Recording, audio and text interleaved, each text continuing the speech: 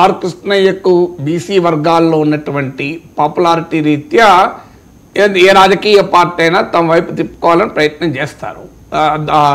ఇక దీంట్లో మీకు ఇంకొక డైమెన్షన్ కూడా అర్థం చేసుకోవాలి. ఇప్పుడు నాగబాబు పవన్ కళ్యాణ్కు సయాన సోదరుడు.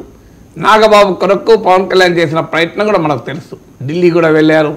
సో కానీ క్లియర్గా అర్థమవుతుంది బీజేపీ తన ప్రయోజనాల విషయంలో, అది మహారాష్ట్ర అయినా ఆంధ్రప్రదేశ్ అయినా, మహారాష్ట్రలో ఏక్నాథ్ షిందేకు సీఎం ఇవ్వనన్నారు, ఆంధ్రప్రదేశ్లో నాగబాబుకు ఎంపీ ఇవ్వనన్నారు కదా. సో తమ పార్టీ ప్రయోజనాలకు నిలబడతారు. వాస్తవంగా చెప్పాలంటే బీజేపీ కన్నా జనసేనకు ఎక్కువ సీట్లు ఉన్నాయి. నీకు కూటమిలో సెకండ్ ప్లేస్ జనసేన. న్యాయమైతే జనసేనకు రావాలి. అంటే ఇప్పుడు ఆర్ కృష్ణయ్య క్యాండిడేట్ పక్క పెడదాం. ఏ పార్టీకి రావాలి అనుకున్నప్పుడు 3 సీట్లు ఉంటే తెలుగుదేశం పార్టీకి 2, ఎందుకంటే అది కూటమిలో అతిపెద్ద భాగస్వామి కనుక మీకు ఆటోమేటిక్గా 3వ సీట్ ఎవరికి రావాలి? 3వ సీటు ఈసారి జనసేనకు రావాలి, నెక్స్ట్ టైం బీజేపీకి రావాలి రొటేషన్లో. కానీ జనసేన పక్క పెట్టి బీజేపీ తీసుకుంటుంది, మీరు గమనించారు ఇక్కడ.